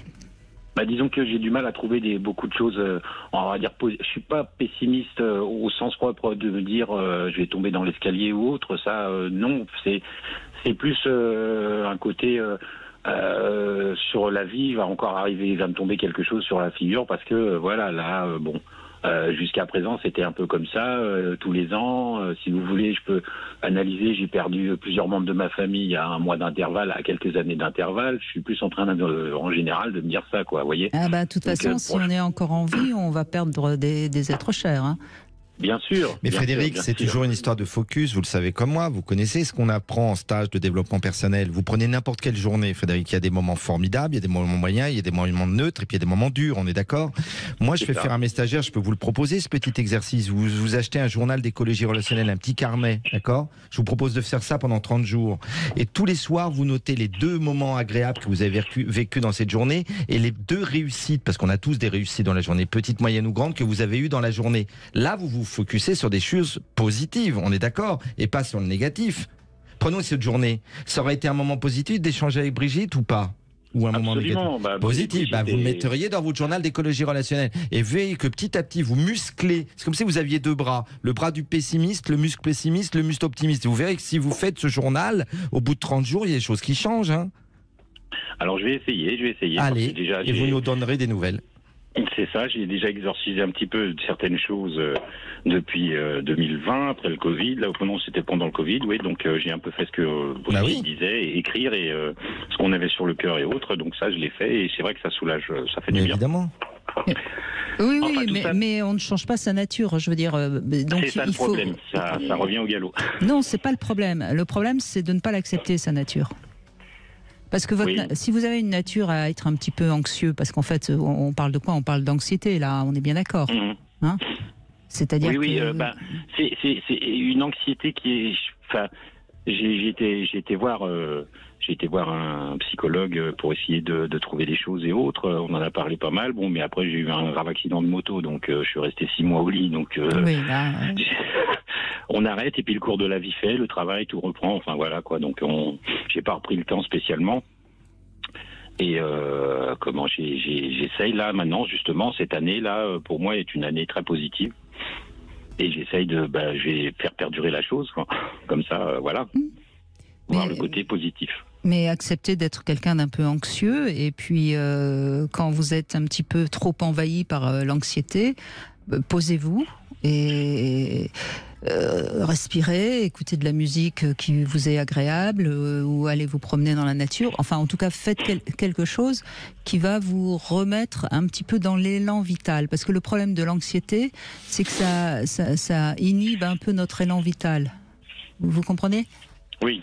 Donc, il faut à ce moment-là avoir la lucidité, et ça c'est une question d'intelligence. Hein, donc vous êtes suffisamment intelligent pour ça. Il faut, quand on est un petit peu trop envahi par l'anxiété, se redonner quelque chose de positif qui redonne de l'élan vital. Sinon, on va se laisser envahir par l'anxiété, et puis l'anxiété, elle augmente. Vous parliez de deux maisons avec sa blague, vous savez, Frédéric. Et sur l'anxiété et les pessimistes, il y en avait un autre auteur qui avait dit une chose. Il dit, si j'avais eu dans ma vie tous les problèmes auxquels j'ai pensé dans ma tête chaque jour, mais j'aurais eu une vie en enfer. Vous imaginez s'inquiéter et c'est un grand anxieux qui vous parle, donc bienvenue au club. Oui, ça je peux confirmer. Brigitte le sait, on est très amis. Et je peux vous dire que... Mais c'est hallucinant. S'inquiéter, c'est penser à des choses qu'on ne désire pas qui nous arrivent, Frédéric. On est d'accord? Ok? Oui. Toujours. Bah oui. Parce que c'est pas arrivé quand on y pense. On s'inquiète, on est anxieux. L'autre jour, j'étais anxieux, j'étais persuadé que j'avais perdu mon portefeuille. Vous imaginez? Ça a été un état, mais pas possible. Je pouvais plus vivre. Mais non, je l'avais pas perdu. Vous voyez? Eh bien, vous imaginez si tout ce que nous passe par la tête à nous, les anxieux, ça nous était arrivé dans la vie? Vous imaginez? Oui, j'imagine bien, mais bon, déjà, enfin moi, comme je dirais, rien que ce que j'ai eu déjà, ça me suffit. Donc voilà quoi. C'est non, il y a eu, enfin, mais je fais souvent, le problème c'est ça, c'est que j'ai tendance des fois à faire des retours en arrière. Frédéric Fangé qui a écrit un très très joli livre sur l'anxiété et qu'on avait reçu l'année dernière. Très bon auteur. Et c'est une bande dessinée en plus, donc c'est très drôle. Et je vous le conseille, Frédéric Fangé, je ne sais plus le titre, mais c'est sur l'anxiété, vous trouverez. Ça vous permettra, à chaque fois que vous êtes un peu anxieux, vous ouvrez le livre. Oui, mais c'est BD, c'est bien. Et je suis d'accord avec vous dans le sens où ça va mieux. Enfin, comme quand on est content. Moi, depuis le début de l'année, je suis à peu près content. J'ai réalisé des choses que je voulais faire et je devais faire. Ça s'est passé. Là, je suis allé en vacances dans un département français, dans les Antilles. J'ai eu cette possibilité-là et de réaliser un de mes rêves de la vie que j'avais fait quand j'étais jeune. Je faisais de la plongée sous-marine. Et donc, là-bas, dans ce pays-là, j'ai pu en faire. Donc, pour moi, donc j'arrive à un côté positif où je me dis, là, par exemple, je suis en train de commencer à faire un peu de travail pour m'arrêter de fumer. Donc, bien sûr, parce que les addictions sont là aussi, quand même. Hein. Et c'est souvent, les anxieux sont souvent plus dans l'addiction que les autres, c'est vrai. Bien sûr, bien sûr. Et ça, je le dis dans mon livre dont on parlait là tout à l'heure, sur le saboteur, vous voyez. Quand on fume, c'est son saboteur en soi qui fume. Oui, c'est ça. Et on a le droit d'arrêter d'anéantir ce saboteur. Parce que c'est une catastrophe, la cigarette. Donc, Bien sûr. Bah oui, c'est une des pires des drogues, malgré tout ce qu'on en dit. Et en vente libre. En plus. Et qu'on conseille de prendre. Responsable de 70 000 morts par an. Et qui est à tous les coins de rue. Mais bon, on fait ce qu'on peut, hein. On va pas, Oui, on voilà. va pas lui donner de l'anxiété. Non, Non mais regardez, c'est génial votre optimisme là. Vous dites, je suis en train de mettre en branle quelque chose pour arrêter de fumer. C'est chouette. Oui, oui. C'est chouette. Ben oui, je sais, c'est pour ça que je vous dis, Là, vous êtes votre bon, meilleur ami, Frédéric. Là, vous êtes votre meilleur ami quand vous mettez en mouvement ce type d'objectif. Vous voyez, on est en train de parler de la positivité pour la rentrée. On peut donner une autre clé, Brigitte. J'avais dit que j'en avais 5 à donner. Vas-y. Justement, challengez-vous, un peu comme Frédéric vient nous le faire là, chers amis auditeurs. Qu'est-ce que vous fixez comme petit, moyen ou grand défi? Petit même, un petit challenge. Tous les psychologues, tous les neuroscientifiques vous diront qu'une rentrée, ça peut être bien pour se fixer un petit défi là. Un petit défi. Frédéric, votre défi, vous, c'est j'arrête de fumer, on est d'accord? Hein? Merci Frédéric en tout Merci. cas. Allez, on fait une petite pause, on continue avec vous bien sûr. Venez nous rejoindre au 0826 300 300. Si vous êtes anxieux, pourquoi pas, hein, parce que encore une fois, ce qui est important, c'est l'acceptation. On l'a déjà dit depuis le début de l'émission et c'est peut-être par là qu'il faudrait toujours commencer. On se retrouve tout de suite. 14h-16h, Brigitte Lahaie, Sud Radio. Et toujours avec Christophe Médici, on vous propose de voir les choses de manière un peu plus positive, d'avoir un esprit positif. Bonjour Gaëlle. Bonjour Brigitte, bonjour Christophe. Bonjour Gaëlle. Oh, bah, en tout cas, vous avez déjà une voix bien positive, Gaëlle. Je ne sais pas si c'est votre nature, mais en tout cas, ça semble. La voix est très révélatrice, mais il faut se méfier parce que Christophe Médici, qui l'a dit, et donc je me permets de le dire, est un grand anxieux. Il a pourtant une voix dynamique, mais et c'est ça la différence. Et je vais peut-être aider certaines personnes. Les gens qui sont hyper actifs, qui en rajoutent et qui en rajoutent, sont souvent des anxieux parce que ça masque. Ça masque son anxiété, en fait. Vous êtes d'accord avec ça, hein? Je ne vous révèle pas trop. Ça masque. Voilà, Gaëlle. Vous avez une voix, vous, on sent assez posée quand même, donc je pense que vous n'êtes pas une anxieuse. Alors, j'ai longtemps été une anxieuse, en fait, puisque la vie m'a donné des choses à vivre un peu difficiles, donc ça a longtemps été mon cas, en tout cas, sauf que maintenant, j'apprends tous les jours, depuis des années maintenant, j'apprends à être au plus positif et puis à voir ce qu'il y a de plus beau à chaque instant, malgré on a tous des petits tracas, donc voilà, mais même dans ces cas-là, je me laisse pas enfouir dans les angoisses ou dans le stress et je regarde plutôt le positif. Oui, donc vous êtes comme on le dit depuis le début, donc vous êtes dans l'acceptation de ce qui arrive. Dans le lâcher prise, en fait. Voilà. Vraiment lâcher prise de ce qui peut se passer, de comprendre pourquoi ça se passe. Plutôt dans la conscience, en fait, Mais ça, c'est l'avantage, si je puis dire. Hein. Excusez-moi, le mot est peut-être mal choisi, mais c'est l'avantage quand on a traversé des choses difficiles, quand on a eu une enfance difficile, quand on a réussi à s'en sortir. On sait que même dans des choses difficiles, on peut grandir. Oui, mais c'est ça, en fait. C'est se rendre compte qu'on peut, entre guillemets, on peut passer à travers de tout, qu'on est toujours présent. Et qu'on décide, moi en tout cas j'ai décidé de prendre ma vie en main et malgré tout ce que j'ai vécu, j'en ressors plus forte et je peux vivre au jour le jour et voir toute la beauté de la nature malgré les soucis, quoi. Il n'y a pas de... voilà, ça m'empêche. Les problèmes ne m'empêchent pas de voir ce qu'il y a de beau autour de moi, de nous, de ce que la vie... côté positif apporte, quoi. Oui. C'est-à-dire qu'en fait, il y a plusieurs départements dans une vie. Et le saboteur, dont on parlait tout à l'heure, parfois prend une peinture noire et se met à peinturer quand on a un souci sur un des domaines de la vie et pense que va généraliser. Vous voyez ce que je veux dire, Gaëlle? Et va dire, rien ne va. Tout est nul, rien ne va. C'est complètement faux. Il y a l'amour, il y a l'argent, il y a la santé, il y a plein de choses, il y a les amis et tout ça. Et il faut toujours être capable de se dire, mais oui, mais il y a des endroits de ma vie en ce moment qui vont bien, qui vont très bien. Et ça, visiblement, vous êtes capable de le faire, Gaëlle. Oui, après, j'ai longtemps été submergée quand on a un problème. Enfin, voilà, je vais prendre l'exemple du deuil.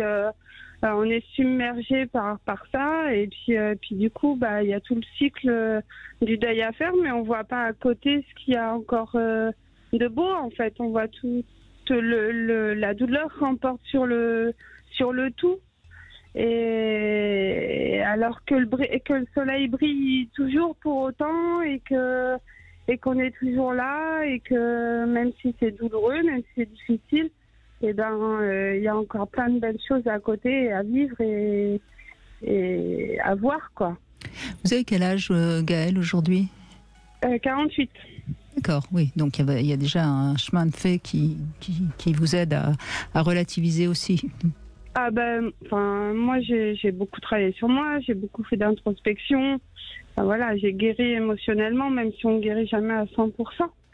Il y a toujours du travail, mais en tout cas, moi j'ai fait en sorte, ma philosophie de vie maintenant, c'est de profiter un maximum et de ne plus être effondrée par ce que j'ai vécu.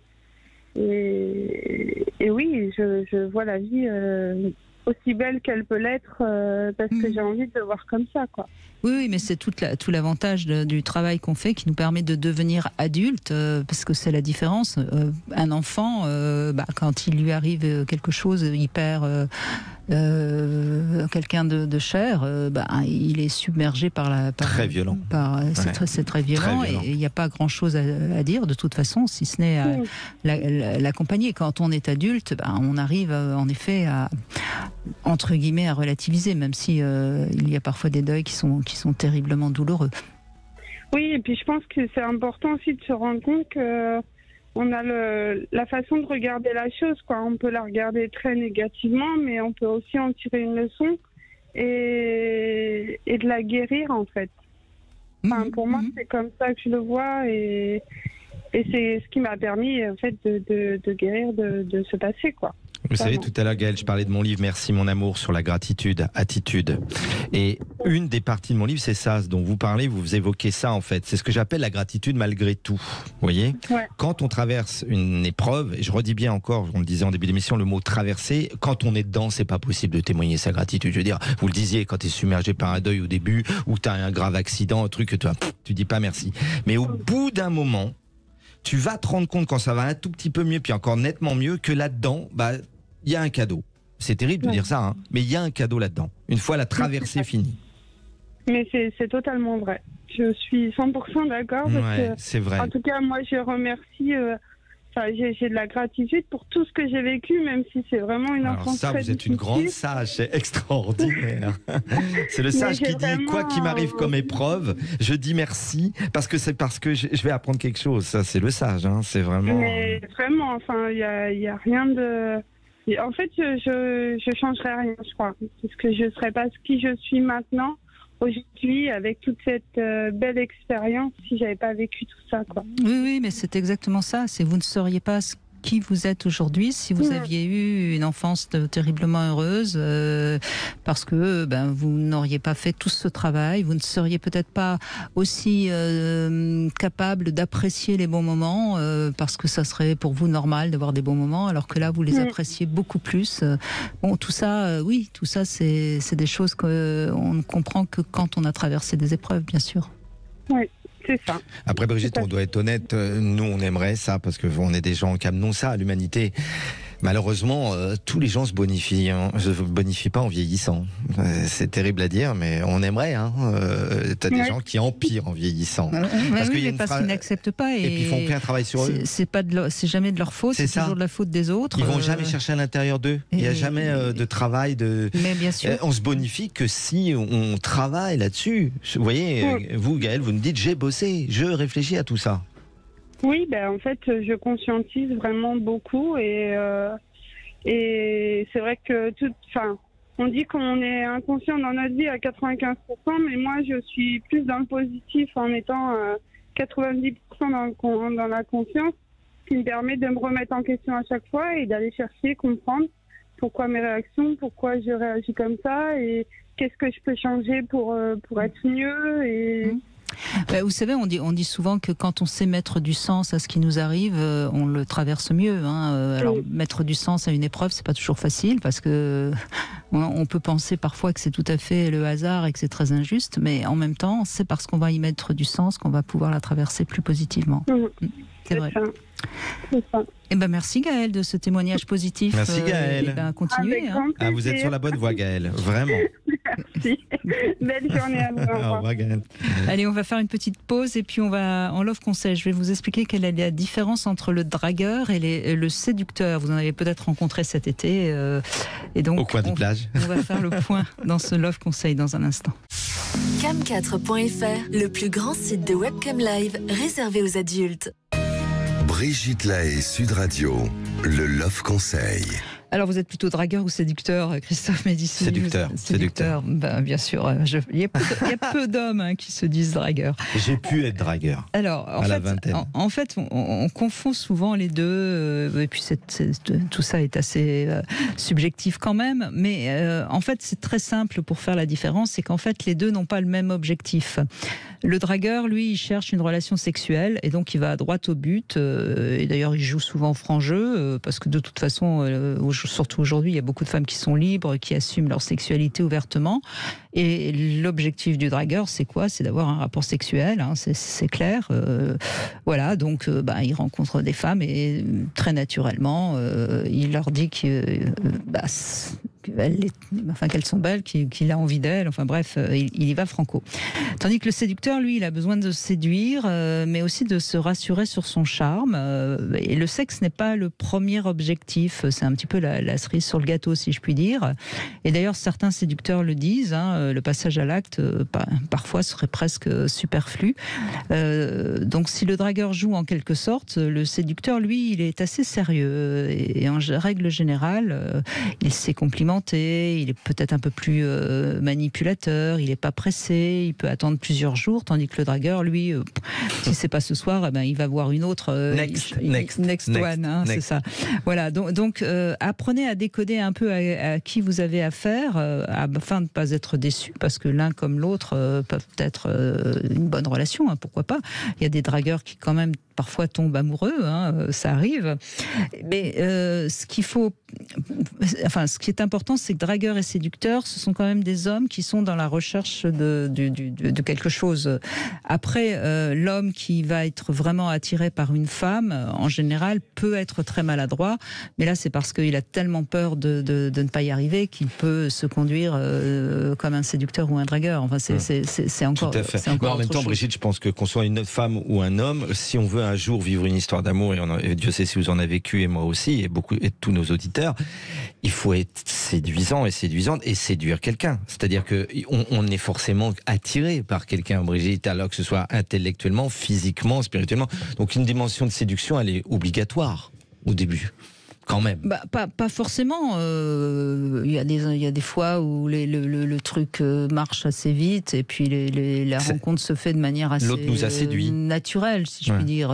C'est vrai pour des coups de foudre, c'est vrai aussi pour des coups d'un soir où, c'est dans une soirée, il y en a deux qui se plaisent, ils se posent pas trop de questions et puis allons-y. Pourquoi pas, hein, je veux dire, c'est pas ça peut arriver également.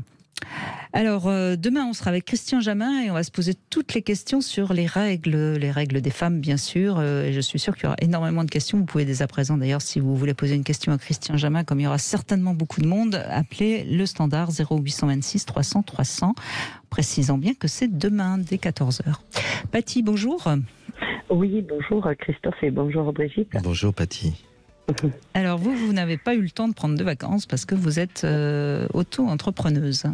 Exactement. Je n'ai pas eu de congé depuis la première semaine de janvier. Donc je n'arrive pas à trouver quelqu'un pour me remplacer un petit peu, quoi. D'accord, et vous ne pouvez pas fermer, donc vous êtes obligé d'être là sur le pont, comme on dit. Exactement. Et vous arrivez quand même à vous reposer, j'espère. Alors oui, bien sûr, je me repose, mais de là à prendre une semaine, c'est pas possible, quoi, et ça devient compliqué pour moi, quoi. Je suis plus très jeune, hein, donc j'ai besoin de me reposer un petit peu. Ça fait du bien, de toute façon, de temps en temps, de couper, hein, quoi qu'on en dise. Maintenant, vous pouvez peut-être couper 2 jours, au moins, pour vous ressourcer. Alors, c'est ce que j'ai fait. J'ai travaillé le week-end, comme ça, du coup, j'ai pu partir lundi 14 et 15 août, quoi, mardi 15 août. Voilà, j'ai coupé 2 jours. Mais vous êtes heureuse dans cette nouvelle discipline, parce que c'est ça qui compte. Alors ça fait longtemps que j'y suis maintenant, que je suis en auto-entreprise, bien sûr. Vous faites quoi en tant qu'auto-entrepreneur, Patty ? Je fais du nettoyage dans les bureaux. des bureaux d'entreprise. Et comme j'ai des contrats, certains où c'est tous les jours, je ne peux pas couper, quoi. Et je cherche quelqu'un que je ne trouve pas. Alors c'est pas très simple. J'aimerais bien quand même partir 15 jours au moins. Ça ferait du bien, moi, 15 jours, oui, ce serait bien. Mais bon, pour l'instant, c'est pas possible, mais tout va bien dans mon travail. Hein. Tous les matins, je me lève de bonne humeur et c'est pas la question. Hein. J'aime ce que je fais, c'est pas le souci. Mais c'est intéressant ce que vous nous dites. J'aime ce que je fais. Parce que si vous aimez ce que vous le faites avec votre âme, avec votre cœur. Donc, c'est la parabole des 3 casseurs de pierre de Peggy. Hein. Il y a des gens qui font la même chose. Ça paraît, mais quand tu le fais avec ton cœur et avec ton âme, que vous êtes joyeuse de le faire, vous êtes heureuse d'aller faire vos nettoyages industriels. Vous êtes heureuse. Exactement. Oui, moi tous les matins. Donc vous ne souffrez pas. Non, je ne souffre pas. Tout à fait. Mais c'est vrai que j'aimerais bien. Oui, c'est vrai que c'est toujours un petit peu inquiétant quand on entend qu'on n'arrive pas à trouver quelqu'un pour nous remplacer. C'est très dur en ce moment dans le milieu du travail, Brigitte. Il y a plein de secteurs d'activité qui cherchent. Ils ne trouvent pas. Le BTP, ils ne trouvent pas. La restauration, ils ne trouvent pas. Beaucoup de secteurs ont du mal. C'est vrai. C'est vrai, Paty. Tout à fait. Mais ça m'inquiète parce que je me dis, mais comment je vais faire, quoi. Je me pose beaucoup de questions. Je me dis, je peux pas continuer comme ça 2 ans, 3 ans sans me prendre de vacances. En fait, c'est pas possible. Pour moi, c'est pas possible, quoi. C'est physique, en plus, ce travail. Oui, bien sûr. Moi, ça me plaît. Hein. Tous les matins, comme je dis, moi, j'y vais avec plaisir. Hein. Parce que j'ai trouvé mon compte financier et le temps, parce que j'ai du temps pour moi aussi. Mais de là à partir 15 jours, je sais pas comment je vais faire. Vous êtes dans quelle région, Paty ? Dans le sud de la Lot-et-Garonne. D'accord. Bon, si quelqu'un nous écoute et qu'éventuellement il a du temps et qu'il a envie on peut vous mettre en relation. Hein. C'est pas le but de l'émission, mais pourquoi pas. Oui, tout à fait, bien sûr, je comprends. Après, c'est ma question. Elle est aussi comment ça se fait que des gens ont du mal à subvenir à leurs besoins ou leurs plaisirs et qui pour autant ne cherchent pas, quoi, n'accepteraient pas 2 heures de travail par jour, quoi. C'est pas non plus. Vous voyez ce que je veux dire ? Oui, mais parce qu'il y a actuellement un problème dans notre société qui est le problème de ce que c'est que le travail, la valeur du travail, qui est un petit peu... bafoué. Oui, enfin, il y a tout un... je suis pas là... c'est pas mon domaine, hein, donc, mais c'est vrai qu'on peut se poser des questions actuellement. C'est pas normal parce qu'il n'y a pas, c'est pas une main d'œuvre hautement qualifiée, donc il y a quand même pas mal de gens qui pourraient travailler avec vous. Oui, et il y a un problème d'engagement en ce moment. Les gens parfois, quand ils sont à un endroit d'une ville, ils disent c'est trop loin parce que c'est à quelques kilomètres un peu plus loin. Vous imaginez, Paty, pour d'autres générations qui ne sont pas les générations YZ, je pense aux nôtres, les générations X, on peut même pas imaginer ça. Il y a un problème d'engagement et de désir de travailler qui n'est pas là chez certaines générations. C'est très bizarre. Alors, Brigitte, il y a eu l'épisode Covid. Et l'épisode Covid a complètement réinstitutionnalisé la vision du travail, du lieu et du temps du travail. Par exemple, maintenant, il y a de plus en plus de télétravail. Vous imaginez, dans un secteur d'activité comme Paty, on ne peut pas faire de télétravail, n'est-ce pas, Paty ? Non, je fais de l'humour. Sauf que les gens vont vous dire, madame, non mais j'ai entendu dire ça, parce que Brigitte le sait, je forme beaucoup dans les entreprises. Moi, je veux faire du télétravail, si c'est possible avec vous. Vous allez dire, monsieur, vous plaisantez ou quoi ? J'ai des amis qui ont des boîtes de BTP. Donc ils doivent envoyer les gens sur les chantiers. Dis monsieur, moi je veux télétravailler 3 jours. Le gars, mais le chef d'entreprise dit mais vous plaisantez. De quoi vous me parlez ? Parce que le télétravail est devenu quelque chose de très prisé maintenant. Une étude récente du BIT dit qu'à 79% des Français qui sont heureux du télétravail. Mais ça a tout changé dans la relation au travail depuis le Covid. Ça a tout changé. Les gens ils veulent travailler mais rester dans leur salon. Vous comprenez, Paty ? Mais oui, mais enfin... Parce que c'est ça le télétravail, c'est travailler et rester dans son salon. Hein. Mais oui, mais il y a des métiers où c'est pas possible, quoi. Exactement, voyez, exactement. Et puis c'est vrai que c'est pas un métier où c'est épanoui dans le nettoyage, je l'entends, je le comprends. Mais ça, là, je mets un bémol, c'est pas ce que vous nous avez dit. Moi, vous êtes heureuse, vous êtes heureuse. Parce que je suis à mon compte, tout à fait, c'est mon choix. Oui, mais quand même, vous épanouissez. Si vous voulez, j'arrive à me dire dans mon métier, je joins l'utile à l'agréable parce que c'est physique, donc du coup je fais du sport tous les jours et je l'attribue à ça. Je suis pas très jeune, hein, mais au moins je maintiens une activité sportive journalière, régulière. Moi, je le vois dans ce sens-là, en fait. Ben, vous avez l'esprit positif, il n'y a pas de doute. Hein, oui. On n'a rien à vous apprendre, hein, Paty. Oui, quand on n'est plus très jeune, donc on a vécu certaines choses, donc du coup... Par contre, ce que vous pouvez faire en termes de vacances, alors je mets beaucoup de bémols, c'est un petit clin d'œil à la Martin Seligman, mais c'est vrai, les vacances, à la limite, le moment de vacances, ça peut être une fois dans la journée, Patty. On se fait un massage pendant 30 minutes. On va à la piscine, 45 minutes, on va à la piscine. Vous voyez ce que je veux dire ? Les vacances, ça peut être une bulle dans la journée où là, vous avez lavé, rangé les bureaux, et vous savez, hein, c'est spirituel aussi quelque part. Faut pas penser, les gens qui nous écoutent là, mais dans les ashrams, qu'est-ce qu'ils demandaient, les guides parfois en Inde, que les gens lavent, nettoient et rangent complètement l'ashram. Et spirituellement, c'est beau de nettoyer, de rendre un lieu beau pour les gens qui viennent y travailler. Vous voyez ? Mais je m'accorde ces vacances spirituelles, ça tous les jours. Voilà, bravo. Bravo. J'ai pas le choix. Donc, je profite de mon temps de repos, effectivement, je profite. Il n'y a pas de souci. Mais bon, voilà. Mais après, je le vis pas mal, et juste que je ressens quand même... Non, mais moi j'aime bien votre témoignage, Patty, parce qu'on voit bien qu'encore une fois, c'est pas une question de niveau social, d'âge, c'est un état d'esprit et vous avez cet état d'esprit positif. Moi, ça fait plaisir à entendre. Bravo. Moi aussi. Bravo, Patty. Merci. Et j'ai envie de dire que les personnes, qui se complaisent dans un chômage qui leur permet de subvenir à leurs besoins, quelque part elles oublient que le travail c'est aussi une valeur qui donne du respect de soi, qui donne des belles valeurs. Et c'est apporter quelque chose aux gens. Et c'est Patty, elle va rendre les bureaux propres. Non mais Patty, je plaisante pas. Il y a un sens, comme dit Brigitte, vous donnez un sens à votre place dans la société. Qui travaille, où qu'il soit, quoi qu'il fasse, il rend un service à l'humanité. Parce qu'il y a un terme qu'on ne dit pas souvent, Brigitte, parce que moi j'en ai marre de dire toujours il y a plus ou moins, très peu, moins intelligent, égal, pas égal.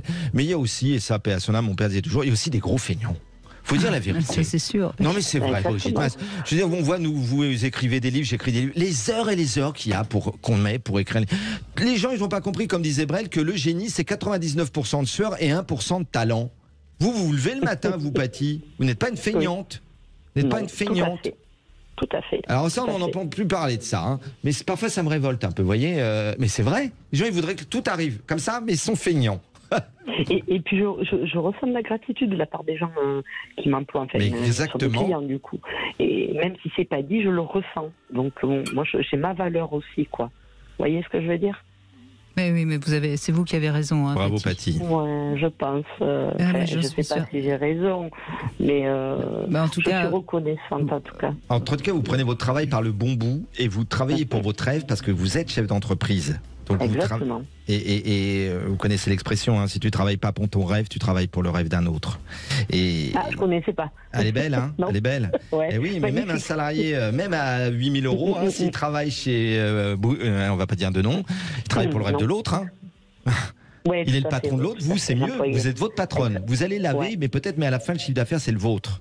Exactement, exactement. Je suis entièrement d'accord. Alors, une belle phrase, tout à fait. Vous la retiendrez. Ouais. Mais on va rester sur cette belle phrase. Cette phrase que vous offre Christophe Médici. Merci beaucoup, Patty. On fait une petite pause. On va conclure dans un instant avec Camille qui nous rejoint. 14h-16h, Brigitte Lahaie, Sud Radio. Je rappelle également que vous pouvez aller faire un stage haute qualité relationnelle avec Christophe Médici à Paris le 14 et le 15 octobre ou à Toulouse le 7 et le 8 octobre. Le stage, c'est Libérez-vous de votre saboteur pour transformer votre rêve en réalité.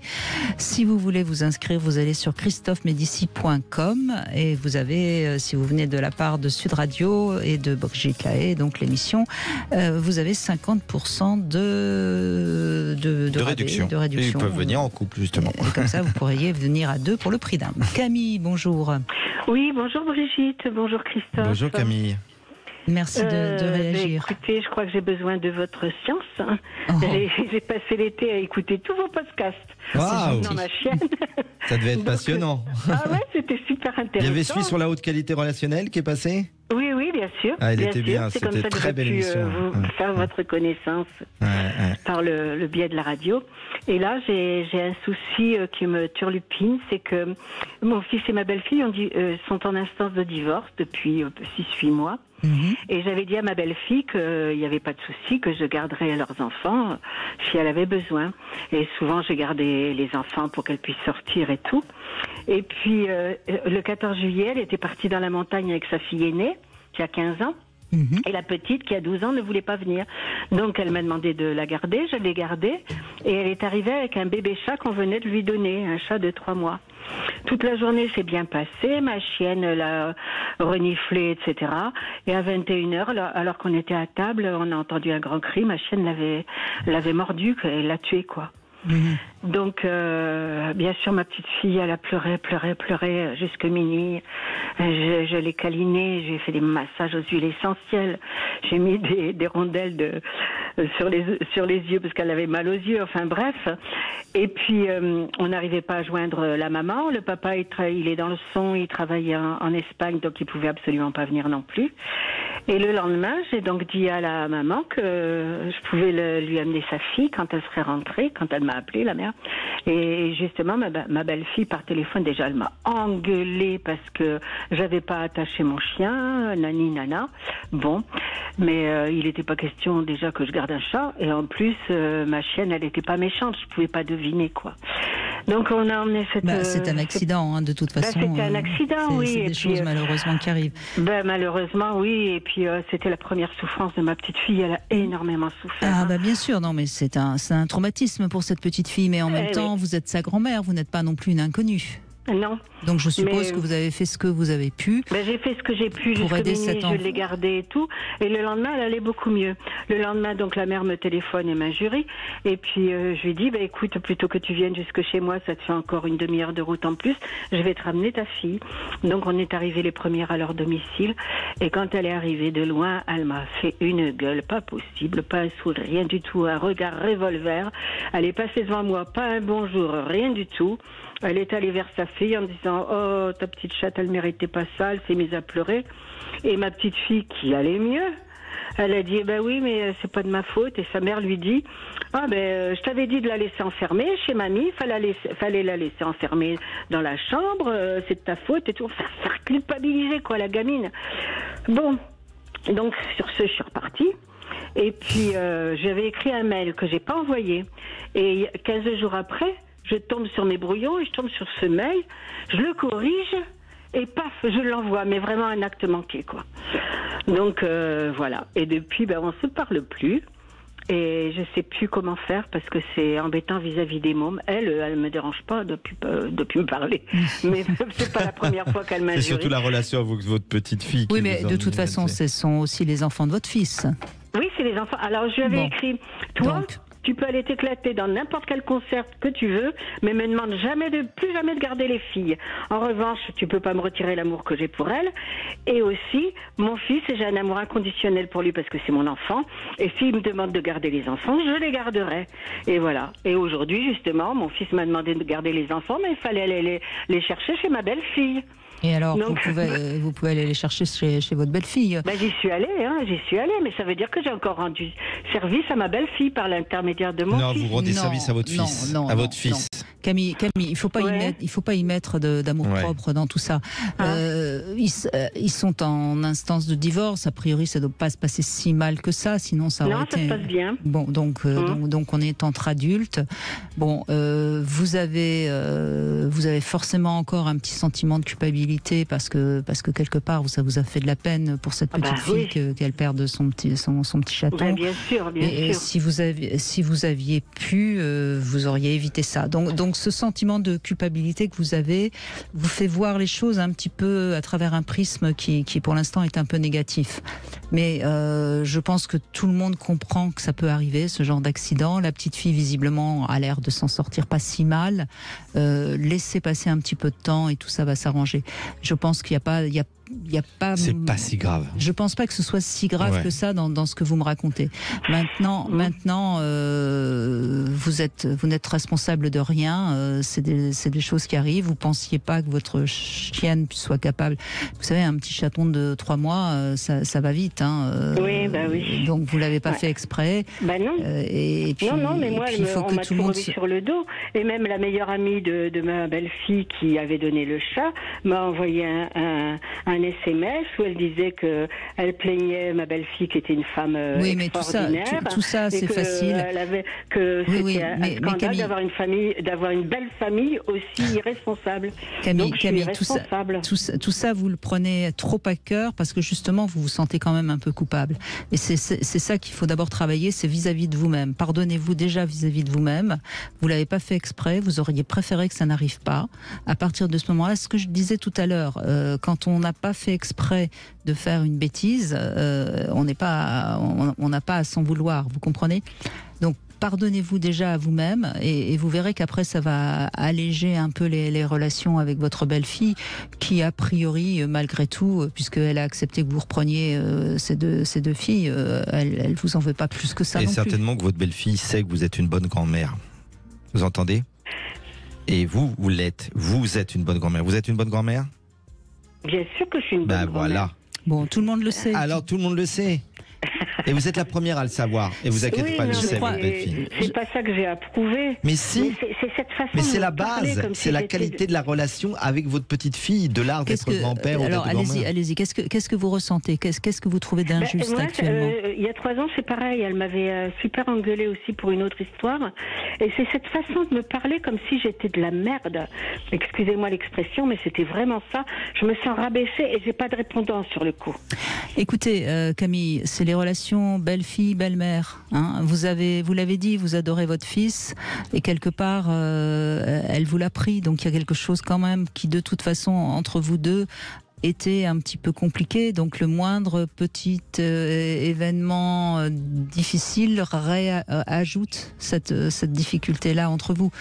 Mais vous l'avez peut-être pas non plus accueilli comme il aurait fallu l'accueillir par rapport à elle ou par rapport à vous, j'en sais rien. Mais c'est des relations de toute façon qui seront plus ou moins amenées à se simplifier puisqu'elle n'est plus avec votre fils. Donc laissez du temps au temps. Et puis c'est pas grave. Qu'est-ce que ça peut faire ce qu'elle pense de vous maintenant ? Oui, c'est un fait. Et en plus, moi, j'ai 3 enfants, ils ont tous des partenaires, et j'ai jamais voulu garder mes enfants pour moi. Quand elle vous l'a volé, non, elle m'a rien volé. Je l'ai même remercié de rendre mon fils heureux, quoi. Bien sûr. Mais il y a toujours une petite rivalité, enfin très souvent en tout cas entre belle-mère et c'est pas qu'un cliché, et belle-fille. Donc dès qu'il y a un petit élément, ça peut être prétexte à en réajouter un petit peu. Moi, je pense franchement dans ce que vous me racontez, elle vous en veut pas plus que ça. C'est à vous de dépasser tout ça. Franchement, je crois que tout ça n'est pas très grave. Et là, vous êtes visiblement en train de la garder à nouveau, votre petite fille. Donc, vous excusez devant la petite fille. Vous allez voir, elle va vous faire un grand sourire et puis tout va bien se passer. Ah ben oui, avec la petite fille, ça se passe bien, quoi. À part qu'elle veut pas rencontrer ma chienne, mais ça passera. Mais c'est ce que vous dit Brigitte aussi, c'est de arrêter un peu de surréagir vis-à-vis de ça. Et petit à petit, vous allez arrêter de surréagir. Vous avez été un peu dans la surréaction, vous aussi. Oui, tout à fait. Oui, c'est vrai. Et pour tout. Oui, alors arrêtez un peu. En revanche, expliquez à la petite fille qu'un animal, c'est un être pulsionnel et qu'il n'a pas la raison. Et elle n'a pas fait exprès de faire mal. Et vous pourrez lui expliquer que normalement, les adultes, eux, ont la raison. Et que c'est toute la différence entre l'enfant et l'adulte, et l'animal et l'humain. Et ça là, peut être une belle leçon de vie de que vous pouvez pédagogie, donner en plus, là, à vous êtes votre, votre petite fille. Ça serait intéressant, ça. Vous voyez ? D'accord. Parce que votre chienne, elle n'a pas fait exprès de faire mal. Ben non, parce qu'en plus, elle l'a reniflé quand elle était sur le canapé. Et je pense qu'elle a voulu jouer. Oui. Et puis, J'ai déjà eu des grands chiens qui jouaient avec mes petits bébés chats. Et ils les envoyaient en l'air, ils les récupéraient.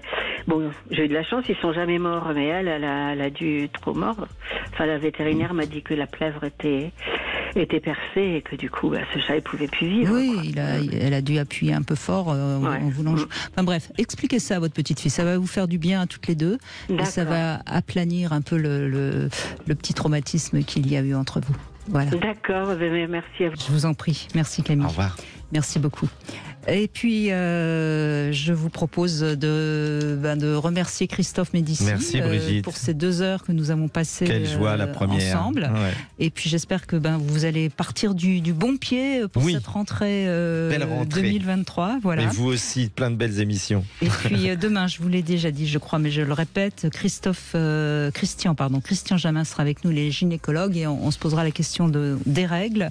Et vous pouvez aller sur le site de christophemédicis.com si vous avez envie d'aller à un de ces stages à Paris ou à Toulouse. C'est au mois d'octobre. Voilà. Et puis tout de suite, j'ai le plaisir de vous proposer la nouvelle émission à votre écoute, que vous allez pouvoir suivre dès à présent.